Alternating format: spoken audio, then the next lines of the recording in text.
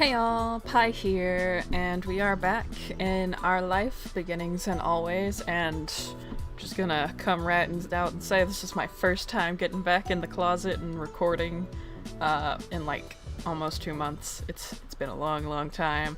I am both sleep deprived and hyper as heck right now, cause I don't know. I don't know. I feel like I'm high just from the lack of sleep and maybe a little bit of an overdose of fan art from My Hero Academia. Don't judge me. But also, if you have any Totodeku to pass my way, I'd totally be into that. Well, anyway, I realize I made a mistake in leaving a cliffhanger that I now don't have the full context for. Like, I vaguely remember what was going on, because I did edit the previous episode last week, so I sort of kind of know what's going on, but So, here's the thing. I do want to be loyal to Cove and take care of my good boy, but I do also very much appreciate Baxter's voice, and like, I want to hear more of it.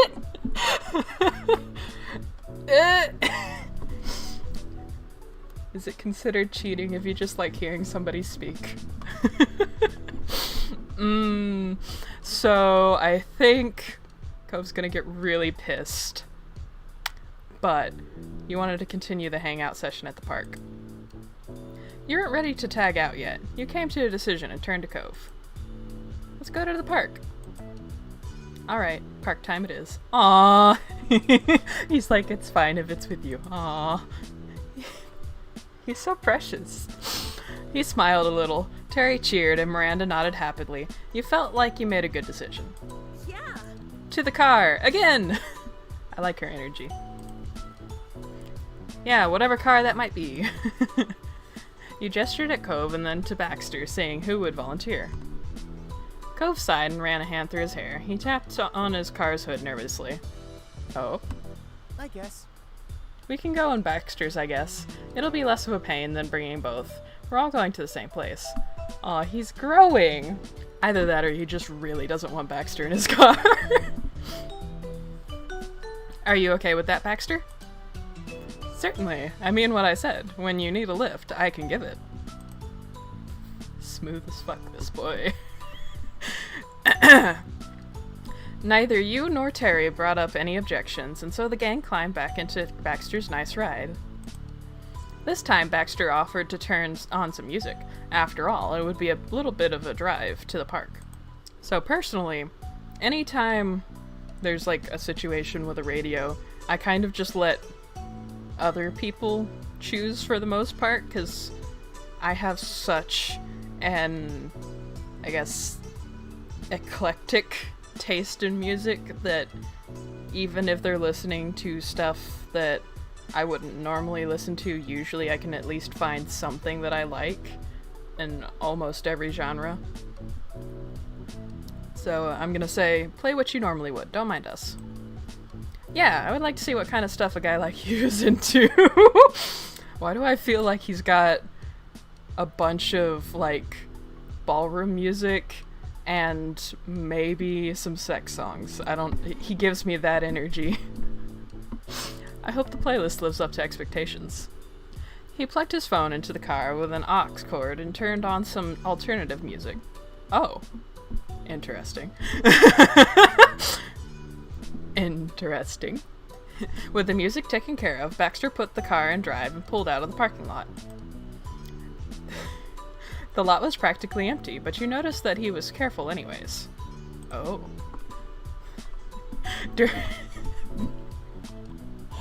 I'm so freaking hyper, guys. I'm sorry. I'm trying to bring it back down. I'm trying to focus, but also just like Fujeshi brain activate. During the trip, it changed to hard rock, punk, and even screamo. Oh! Despite his personable demeanor, he didn't seem to like upbeat tracks. Just screaming internally. Why is Baxter male me? Why am I exposing myself on the internet? It took a while to arrive. By the time you got there, the sky was golden with the orange streaks of sunset. Everyone got out of the car and started to stroll along one of the paths. You walked by the basketball court and some picnic tables, taking in the sights. Miranda seemed amazingly content, the location helping her relax in the company. She led the way, sometimes stopping here or there to point something out. Baxter turned to her and nodded along. Not bad. I've never been here, but I definitely see the appeal. Where the fuck are you looking, boy? Calming down. Man, this is Randy's stomping grounds. She's been coming here forever. Seriously, Miranda, have you ever had a birthday party that wasn't here? You've missed out, Baxter, because every year she has a blowout party at the park. Imagine balloons everywhere. Miranda looked down, suddenly shy again with the attention on her. She let out an awkward laugh. Yep, every year. Miranda's cute. The group followed Miranda along to one of the picnic tables. She took a seat and Terry slid in beside her. You spent the evening chatting amongst each other. Everyone got to know Baxter a little better, although you could tell Cove and him still hadn't fully clicked. Become friends, damn it! At one point, Miranda found an abandoned soccer ball and started tossing it around. Me too. Wait. To me. To me. To me is not the same as me too. Order of words is important. Miranda threw the ball to her. Terry caught it with a smile. Think fast. She chucked it at Baxter, who only had enough time to squeak. It bounced off his chest, and he stared at it dazed. Oh, poor baby. He's not built for this sports thing. He blinked as if he needed time to process what exactly had happened, but then grinned dangerously. Oh no. He rushed after the ball, and rather than throwing it back, he surprised Terry and everyone else by lobbing the ball high into the air. You bent your net back to watch it ascend an inevitable decline. Baxter hooked it with his foot and launched it up again. Oh. There were oohs and ahs from Terry and Miranda. Baxter gave them a very proper bow. Lord. When it finally fell to the ground for real, Cove was the one who picked it up.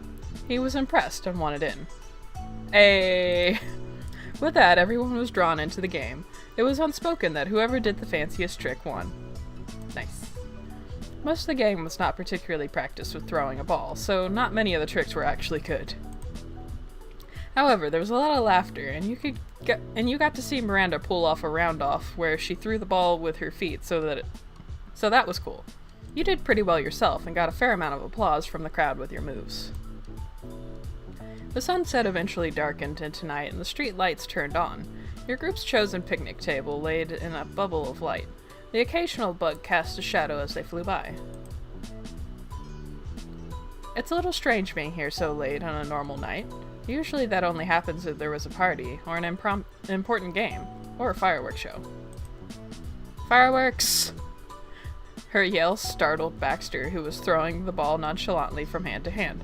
He missed catching it, and it sailed sadly back to the ground. He looked at Terry for her loud outburst. I just remembered there's gonna be a fireworks show tonight. It's in the city. At everyone's questioning looks, she huffed and tried to explain further. It's some celebration for the opening of something. I don't remember what. I don't think we could get into the actual event anyways. Oh yeah. But we should still be able to see the show if we get close. You can't keep explosions in the sky away from the public. I mean, yeah. Terry is not wrong. Cove raised an eyebrow and drummed his fingers on the table below him. You want to change locations again? Wasn't the last 2 times enough? Terry rolled her eyes and then shook her head. To her, it was obvious. Don't be a wet blanket, Cove. What about you, Joy? Randy? Baxter? Don't you want to see the fireworks? Fuck yeah, let's go. Fireworks! It's fireworks, we gotta go. I guess they are fireworks. Alright, whatever. What's one more scene change? Come on, Cove.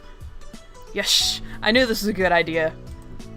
In turn, 4 sets of eyes looked to Baxter as the driver. His answer made or broke the plan. He chuckled softly. For a penny and for a pound, I'll go. Oh. In for a penny, in for a pound. I'll go. Honestly. Genuinely, there's nothing better to occupy my time tonight. We better hurry or we might miss it. Lord! Cove rolled his eyes but laughed. I am not in the right headspace to deal with Baxter right now. I really am not. Like, I am too freaking hyper for him, and like, whoever did his voice, like, I keep commenting on his voice, but like, goddamn. I have officially finished my tea. That is a record of 12 minutes into recording. I've been chugging that shit. Everyone headed back to the car yet again. Terry brought out her phone to navigate the city, and Baxter stepped on the gas. You were on your way. Baxter drove past buildings aglow in warm yellow light that cut through the navy black night. One office building had bright LED lights that cycled through a whole rainbow of hues. It was difficult to get through all the traffic on the road, let alone find parking this late at night. Luckily, Miranda had eagle eyes when it came to scoping out a spot. She pointed to a sedan pulling out, and Baxter parked within seconds. Not wanting to miss the show, you all raced down to the waterfront walkway to find a place with a good view. What about here? Cove peered across the rails into the distance and shot her a thumbs up. It was relatively quiet, isolated, and you could see the skyscrapers. That was a good sign, based on where Terry thought the event was. Yes, this should work just fine. She stopped and tried to catch her breath, her hands on her knees. Miranda leaned against the wall between establishments as she recovered. Cove took a moment to breathe as well, stretching his spine back. He looked up at the sky in wonder and let out a relieved sigh. Think we've missed anything? No way. Not a chance. Nothing's happening, and we can't be so late that we missed everything. Maybe it'll start soon. Joy probably has not had the experiences that I've had, so they're probably still pretty amped about fireworks. As for me, I was born on the 4th of July. Yeah, now you guys know my birthday, do with that what you will. And I got fireworks every single year on my birthday. And, like, I got dragged out of the house every single year on my birthday to go look at fireworks, and eventually I'm just like, you know what? I'm done. I want to sleep. Because, like, especially since I've become an adult, most of the time I have to work the day after. And the day of. If you ever want to have holidays off, like, don't go into baking. Just don't. Don't do it. And you're never gonna have a holiday again. Anyway, you felt excited. The spontaneity of the whole thing, combined with the amazement of fireworks, was a recipe for you to be bursting with anticipation. It couldn't start soon enough. Terry led Miranda sit down on the oval slabs along the path. Miranda took a seat and began tapping her knees together as she waited. Terry, meanwhile, crouched more than sat. Baxter smiled politely and looked from you to Cove. He seemed to be waiting for one of you to speak first, rather than wanting to directly start a conversation. Something seemed to strike Cove as he tried unsuccessfully to hide a smile. We're all still in swimsuits. Wearing beachwear in the middle of the city in the dark while waiting for a fireworks show was clearly the joke of the day for him. Cove snorted once and then looked back up at the sky. Cove is adorable. He is such a precious boy. A flash lit up the sky with brilliant green. Your eyes flew off the building in the distance and silently watched it with bated breath. You heard a second boom, and red firework lit up the night. Woo! The show's starting! It's so pretty! They came running over to get closer, positively beaming. Terry pressed herself to the waterfront fence, getting as close as physically possible without just going swimming again. I suppose you could just, like, jump in, but, like, maybe don't. Not the best idea. I don't see anywhere where you could easily get back out of the water. Anyway. More fireworks went off, shooting out hundreds of tiny sparkling lights. The colors stood out starkly against the dark of the night. The biggest ones washed your surroundings with their hue, turning your world blue, then red, then golden. Welcome. Did I deliver, or did I deliver? Good job, Terry. Miranda's eyes glittered as she lightly bumped Terry with her hip. Good job. Terry stumbled at the friendly nudge, but was pleased with the compliment. She grinned back. Miranda slightly swung her hips the opposite way to give you a bump as well. It was friendly and soft. We did it! Miranda is also just so pure. Why are they... There's so many pure boys and girls, and it just... My heart is full. My head is fuzzy. I need a nap. But we're gonna keep going. You gave her a little push in turn with a laugh. You were glad that everybody seemed to be having a good time. Cove stared up to the sky with wonder, while Terry squealed in joy after a series of especially grand explosions. Miranda pointed to one that was shooting up and then gasped when it bloomed and turned into a huge sphere of violet light. Baxter smiled in appreciation. It was good to see your friends in high spirits. The rest of the group huddled around the railing to take in the show as closely as possible. Miranda stood close by, Terry's hands gripping the top. Cove laid his arms across it while leaning forward, and Baxter rested his elbows on the rail, putting his back towards the fireworks. He seemed to have more fun watching the others than the actual show. Yeah, that seems in character for him. He definitely seems like the kind of guy that gets his energy from the energy in the room, if you get what I mean. Ooh! She pointed out a golden firework and beamed. Ah, that's so cool! Terry held up a hand for a high five, and Miranda obliged her. Terry whooped and shot you a smile. What color do you think the next one will be? Without giving Baxter a glance, Cove answered immediately. Green. It was orange. Baxter chuckled, but wasn't interested in calling Cove out for being wrong. Aw. Mm-hmm. Is that your favorite color? Green? That's... It's one of them. Aw. I think that's nice. It matches you. And is yours black? That's one of them. They're bonding! Yeah! I haven't even had coffee today, guys. I am just this freaking hyper. Lord. Cove smirked just a little and left the conversation there. Aw, come on, bond more! Why can't my boyfriend be friends with the other boy who has the sexy voice?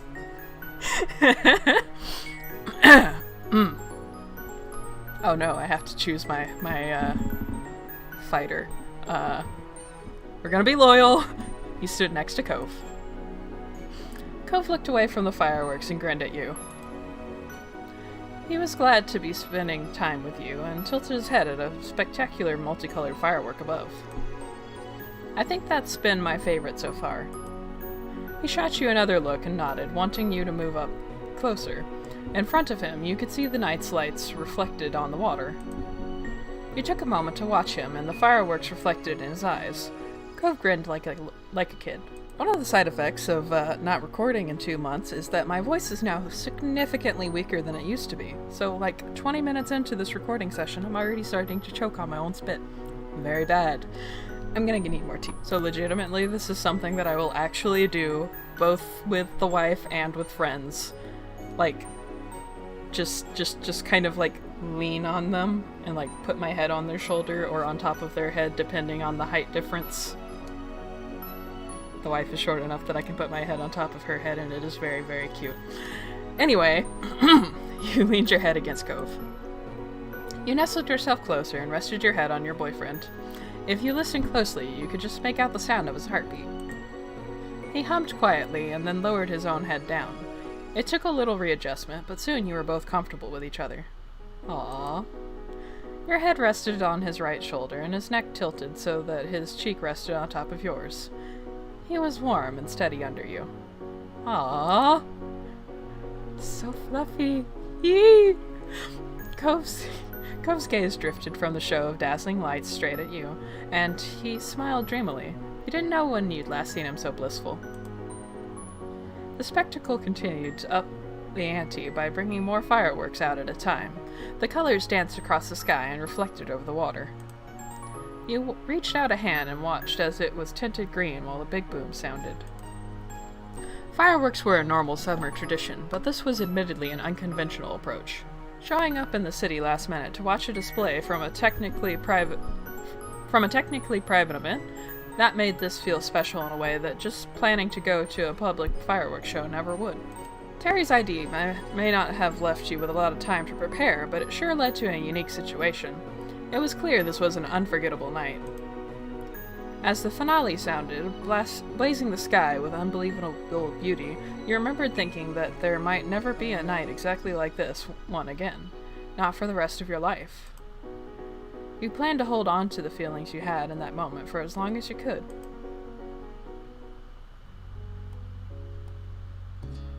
Ah! Anyway. We're 24 minutes in, according to my stopwatch, which, with editing, it'll probably be a little bit less than that. So, we're gonna start errands, see where this takes us. From the moment you woke up, you knew that today was going to be busier than usual. There was a list of errands that needed to be finished before the day was done. First up was visiting one of the biggest farmers markets in the area. It was only open 2 weekends a month during certain parts of the year. It was rare that you and your family were able to attend, so your moms liked to make the most out of every minute of it. And you realized it was not just them feeling that way when you heard a whistle from your left side.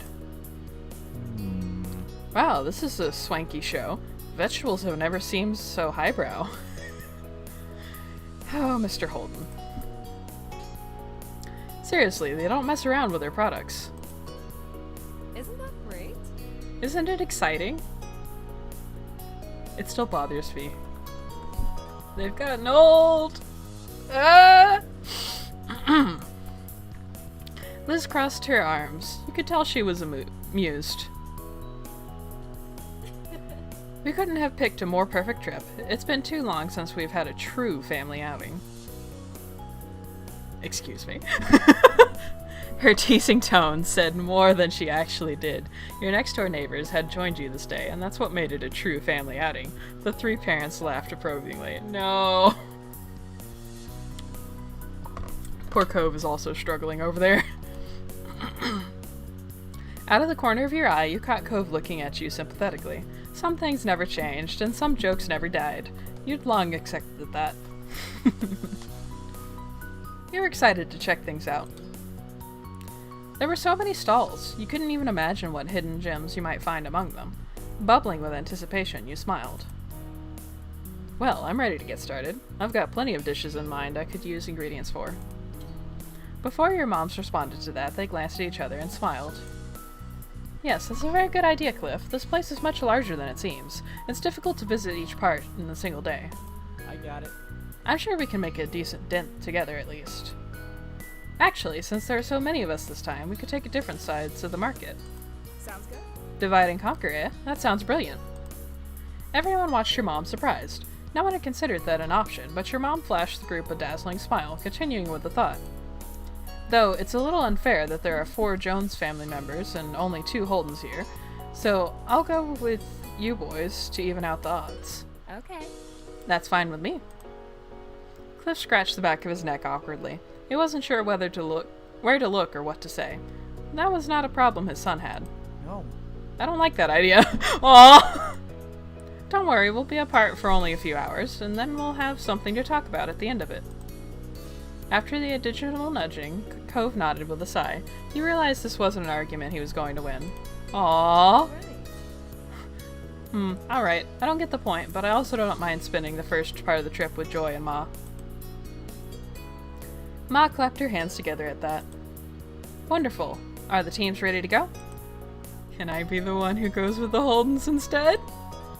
You looked from your mom to your ma, hopeful that you'd at least get to explore the market with Cove. He perked up at the suggestion, but then you saw Ma was pouting at your request to leave her group. Aww. Sorry. Sorry, no can do this time, kiddo. Aww. Seeing that neither parent was budging, you slumped your shoulders. We won't be split up too long, right? Ma hooked an arm around you in a little side hug. You grinned. Thank you. Yes, thank you, Joy. Taking the lead, Mom walked over towards Cove and Cliff, who were still eyeing her confusedly. Let's go. Come on, boys, we're heading out. Sure. Okay. Cove looked at you softly and found himself pulled forward, stopping in front of you. His expression flickered for a moment, hesitant. Bye. Aww. Bye. Cove lightly took one of your hands in his and gave it a small squeeze. He reached forward with the other arm to hug you farewell. Instead, he stopped midway, his whole body stiff. He jerked his gaze back at your mom, and you realized that she had grabbed the hem of his shirt. She gave it a small tug before letting go. What? Mom! Why are you being a cockblocker? No. Time's a-wasting, Cove, and I've known you long enough to be aware that you're one to linger. If I don't stop you now, you'll only drag your feet on parting ways more. The two of you can snuggle as much as you want later. We have important shopping to do now. She said it! She said it out loud! Gove gasped at what he felt was a truly obscene thing to say. His face burned red, but that was ignored by him. He spoke with an unimpressed roll of the eyes. Seriously? You don't need to literally pull me away from Joy. I'm not that clingy. You can be that clingy. I love cuddles. I love when couples are being cute and snuggly. It makes me happy. That's all I gotta say. Mom sniggered with a shake of her head. Cove's eyebrows raised over the reaction, and he turned to Ma. She wouldn't meet his eyes, as she whistled innocently. Liz smirked ear to ear, and Cove whipped his head towards his dad. Mr. Holden couldn't offer anything more than an apologetic shrug. It was only then that it dawned on Cove that everyone did think he was that needy. Finally, he dared to face you with wide, pleading eyes. Aww. Who said you were allowed to say things like that to him?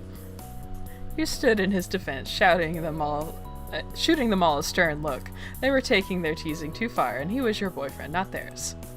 Your questions seemed to fall on deaf ears from most of the crowd, while Cove beamed at having your support. Aww, he's cute! Without thinking, Cove took another step forward, feeling drawn to you. Also again, Mom grabbed the back of his shirt. She tried suppressing her laughter, but a few chuckles escaped. Actions speak louder than words. Cove's mouth twisted. He struggled to come up with something to say in defense. He was newly embarrassed all over again. Oh, poor baby. Yeah, well. So what? Oh, it's so fucking cute. That admission had Liz, your mom's, and his dad bursting into laughter. Cove grimaced and walked several steps from the group before stopping. He clearly wanted to move on, so much that he was physically moving away. I'll see you soon. For a moment you weren't sure if Cove heard you over this noise of the market, but then he nodded. You smiled softly, watching him get over his embarrassment and relax a bit. See you later. See you in a few hours. Take care of yourselves. At that, Mom picked a direction and set out into the market with Mr. Holden and Cove following behind her. Grinning, Ma set them off with a big wave. Liz gave a daintier goodbye wave herself.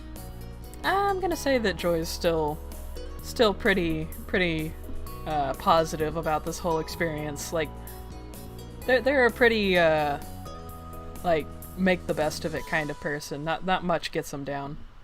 Despite the change in plans, you were still glad to be there.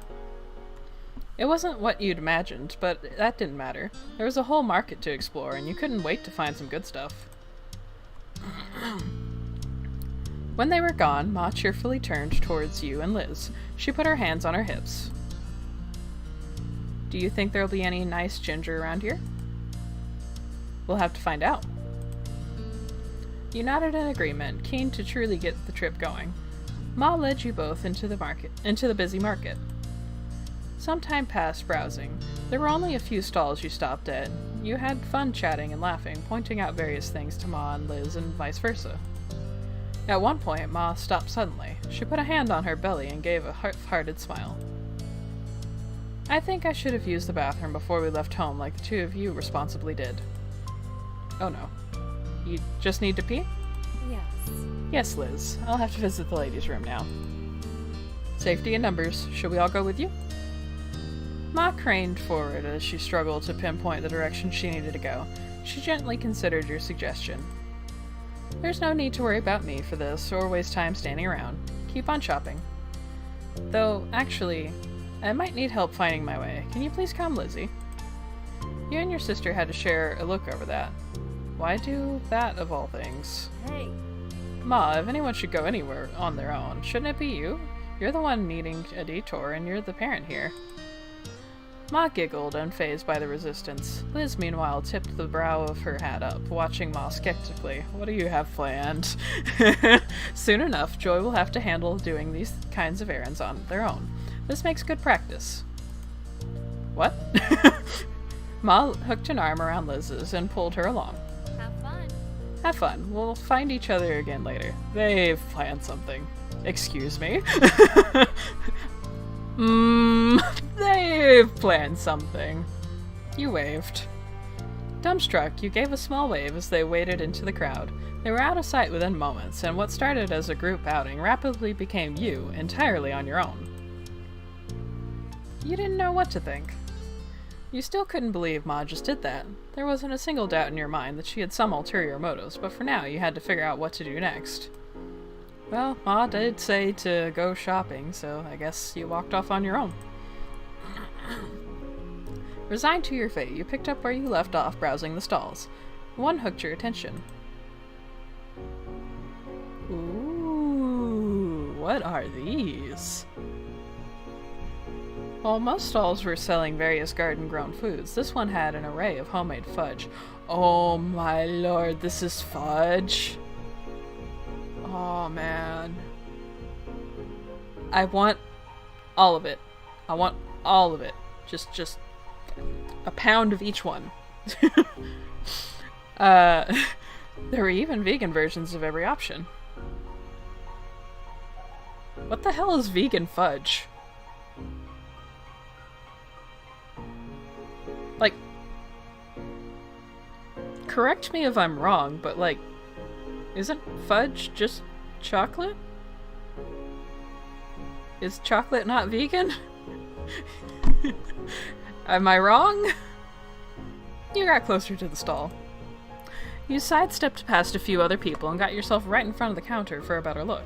There was a wide spread, dozens and dozens of delicately cut squares of decadence. The owner smiled and approached you to explain their shop. The fudge is sold in boxes of 4 pieces. They either can be all the same, all different, or any mix you like. Are you looking to buy any today? You wanted to get a box to share with everyone. The whole selection was too good not to share. And that was all. Yeah, I could use some fudge. I'm glad you came to the right place then. For the group you picked... Alright, we gotta get the classic milk chocolate in there. That's a thing that's gotta happen. White chocolate, also a good one. Dark chocolate mint sounds amazing. And I am now torn between red velvet and caramel. I feel like the red velvet would be amazing if it actually tasted like red velvet, but most of the time I've found that if it's not red velvet cake, it doesn't taste right. So, caramel swirl. The shop owner carefully put your order together.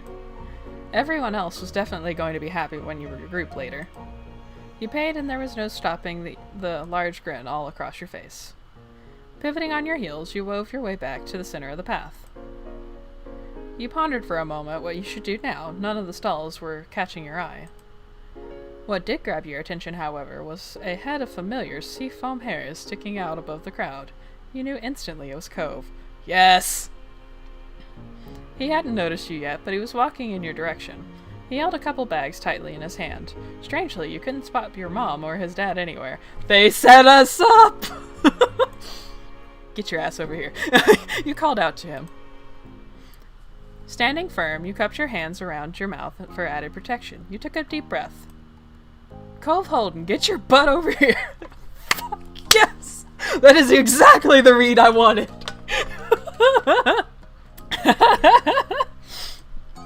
He instantly stopped dead in his tracks. Alert, Cove's head snapped up and his eyes searched in the crowd until they landed on you. His whole demeanor brightened at the sight. Joy. Ah! He weaved through passers-by, walked awkwardly in an attempt to get through as fast as reasonably possible, nearly stumbling more than once. Don't fall over yourself.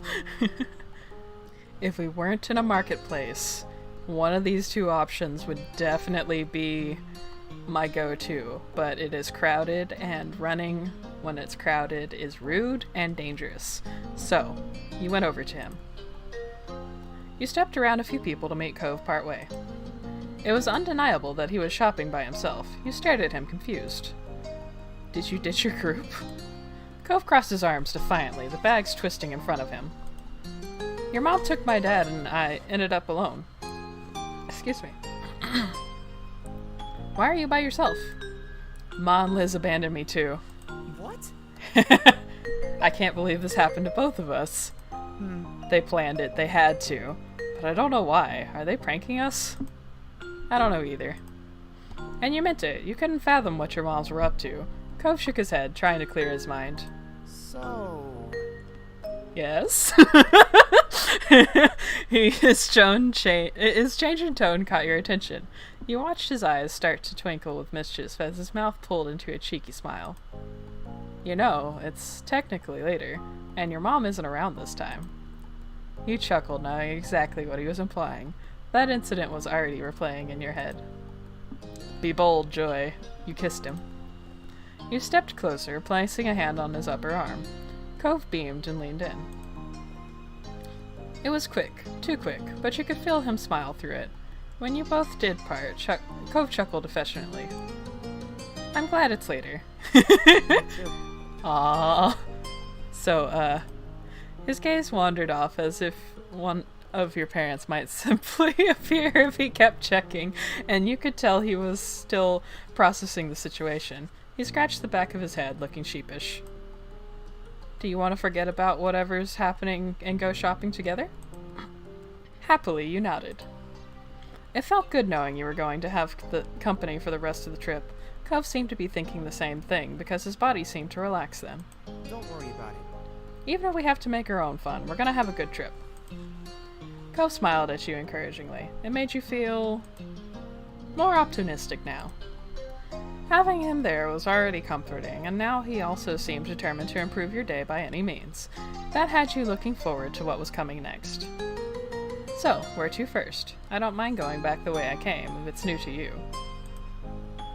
It's not hard to miss stuff, even if I've gone past it. What have you gotten? Cove shuffled his bags around and started pulling them open so you could peek inside each one. You recognized the array of things he picked up around the market.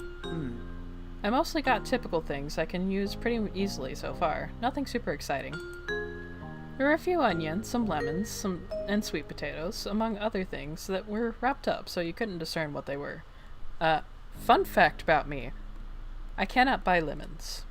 Because if I buy lemons, I will just straight up eat them.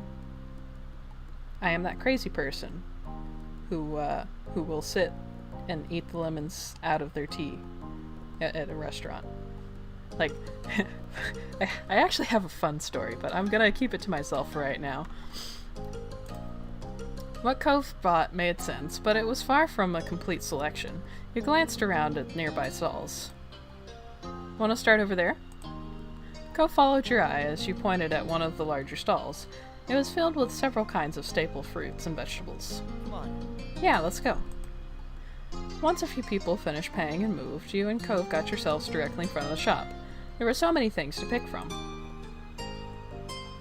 Okay, they were not kidding. Apples. Gotta get your apples. Peaches. Strawberries. carrots. Gonna live dangerously and buy some lemons. Spinach is good. Lettuce is good. Tomatoes are good. Potatoes are good. Peppers are good. Cucumbers are good. Fuck limes. Onions are good. Oranges are good. And that was everything. Fuck limes. The shop owner put your selection together and handed it to you in a few bags. Happily, you paid and waited for Cove to make his purchase. Ready to go? Cove grinned, satisfied with his new choices. He had added another bag to his small but growing collection. You nodded. Oh wait, before we start moving on and everything, wanna hold hands? Fuck yes! You held onto his hand. There was no way you could say no to that face. Delighted, you laced your fingers with his without hesitation. Cove squeezed your hand back. With renewed eagerness, your boyfriend nodded his head in the direction you had been going towards. Alright. Okay, now let's go. Together, you and Cove wandered the market on the lookout for any stalls that caught your attention. Cove was walking around with a spring in his step and talking about the various meal ideas he had in mind. After a while, you had to go a greater distance to find something of interest. Several of the stalls were selling the same goods. It was only a matter now of which you wanted to buy from. You continued ambling down the path until Cove stopped suddenly, literally pulling you away from your thoughts. Cove? You followed his eye line past the crowds. Immediately, you knew what grabbed him. Homemade jams and local honey. Fuck yes. That stall was glittering with quaint glass jars stacked high, each encasing gels of varying colors. Cove's eyes were practically sparkling at the sight. My man likes himself some jelly. I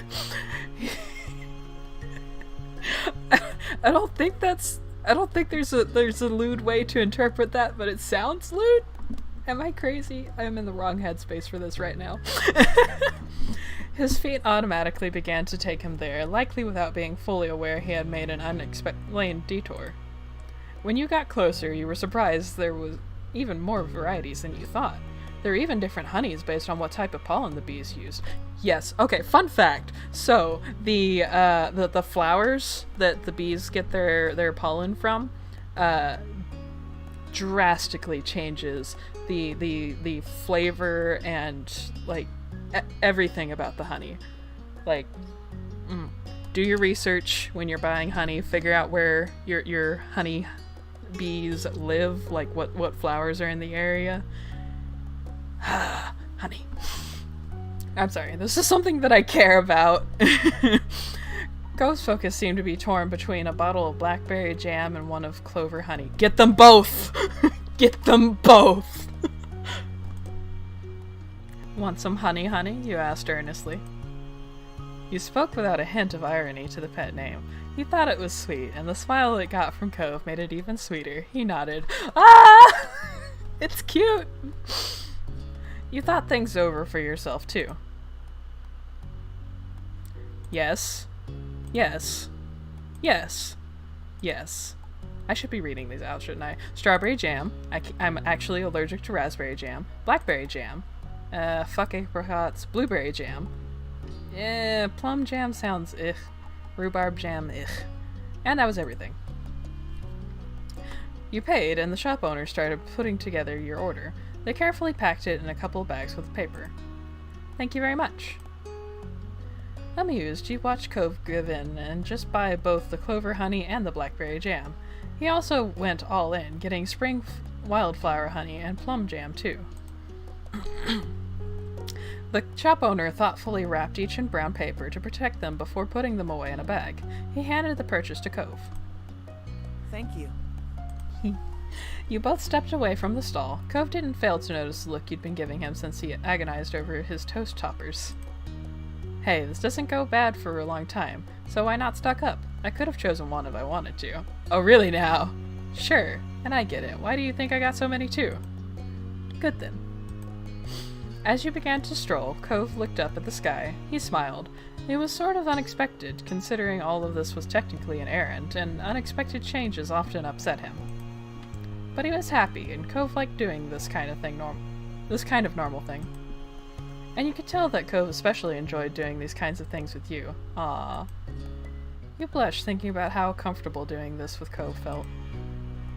It felt more than normal or mundane. It felt nice. It felt right. Domestic life. This is exactly what I was. This game, this dev team, they're inside my head, and I'm not sure how I feel about it. We're so domestic. Cove took a sharp intake of air and started coughing for a moment. Afterwards, he looked at you in your teasing grin and chuckled. You're right. It's true. I'd like it. Aww. Later, when you spotted a less crowded area, you took a break from browsing. Cove started rummaging through one of his bags just to check on how his goods were doing. A smile grew on his face as he went on to the next. You chuckled, knowing that Cove wouldn't let anything go to waste. There wasn't a single doubt. He was gonna eat it all. Oh no. You held a hand in front of your face as you squinted upwards. The sun had moved quite a bit. You'd been at the market for a good while now. Neither your feet nor your arms were sore right now, and Cove looked to be doing fine too, but that was something that could be coming. There was a price to pay for this much shopping, and it wasn't always just in money. We're gonna flip the script. We're doing it. Want a piggyback ride? Cove gave you an odd look until he realized you were completely serious. He burst into laughter. Come on. His chuckling died down, and you could tell Cove somewhat was considering an offer, but he shook his head. No, I've got all these bags, and I don't really do piggyback rides. My dad was the only one I ever got them from. Aww. I can do it, Cove, and I want to. Give it a try. Well, He twisted in place uncomfortably while you continued to stand firm, and then he relented. Alright, we can try.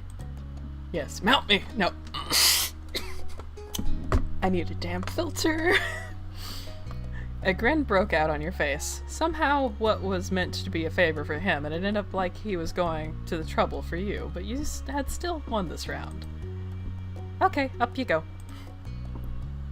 You crouched down low for Cove to get on. Cautiously, he draped himself against your back and wrapped his arms around your neck. He tried tucking his long legs in as you slowly stood up a bit while you worked on getting your hands around them to help hold. But it was awkward with all the bags. Still, you continued on. Oh my god. Hit! His voice came out in a disbelieving squeak. Cove was still on while you were standing upright. You did it! His grip was so tight it was slightly uncomfortable, but there was no stopping the grin growing on your face. You knew he was gonna have a fun time. Hell yeah!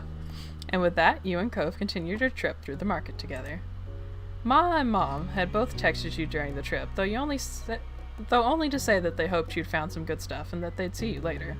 There were no answers on where they went or why.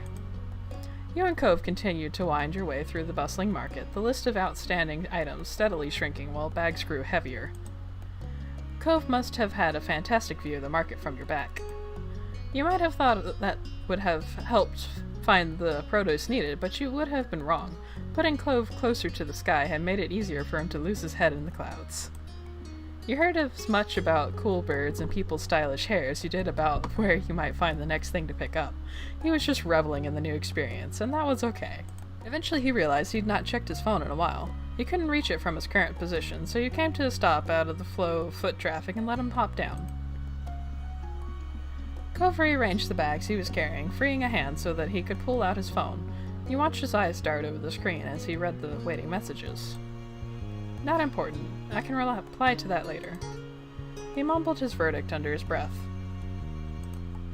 Then Cove's face crunched up with confusion. Huh? Wait, I've got a message from my dad. Listen to this. Cove, I wasn't part of the plan. I didn't know what was going on when I left with Joy's mom. Where are you? He sent that ages ago. I didn't hear it come in. He sent another one since then. Says he hopes I'm alright and that he's not bothering me. The newest one says everybody's going to the parking lot soon and we can meet up there. He lowered his phone, eyes narrowed. The same conclusion was settling on you had landed on Cove as well. So it was on purpose. No shit. The crowd of people passing. I'm sorry. Like, you're cute, Cove, but you're a little slow sometimes. The crowd of people passing by stayed as noisy as ever, a sharp contrast to the silence that had fallen over you and Cove. He was rubbing the screen of his phone against his shirt, wiping away dust and debris. He continued scrubbing the screen long after anything could have remained, the action a poor substitute for pushing away the awkwardness of the moment. You didn't care about what your moms had done. It hadn't changed what you'd done today, only who you'd done it with. You shrugged. Are you okay? His voice was gentle. I'm peachy, I mean it. That's good. Abandoning us without a warning wasn't really a cool idea, even if they meant well, which they probably did. He looked you straight in the eyes. Not making a big deal out of this is nice. I'm not exactly thrilled, personally, so if you do want to complain to me, you can. I don't have anything to complain about. I'm good, bro. Nothing? Ever? I don't know. His mouth hung open, and then he laughed. No way. Come on, you've got to have plenty of stuff to complain about just from the stunts I've pulled myself, let alone what's happened today. Joy has the tolerance of a saint. You cracked a grin at that, despite yourself. He could certainly be a troublemaker when he wanted to be, but he could also be so kind. After a moment, he stepped away from you, face turned. Cove closed his eyes and took a deep breath, his brow creased, then furrowed deeper into a scowl, his arms tightly coiling together. So they did do something stupid. I knew it! His voice had taken on an exaggerated quality, but what truly distinguished it from Cove's typical speaking tone was the abundance of rage. This is such a chore. Parents are so dumb. Why do people have to go places with family members anyway? I hate them. You got it instantly. It had been years since the boy with the bowl cut had been in town first the summer, but Cove had never forgotten. Boy, were you that traumatized? This was years ago, man! To this day, he continued to unleash his impersonation whenever the moment felt right. Sometimes you wondered if the act had grown more exaggerated over the years, or if the kid really was always that ridiculous.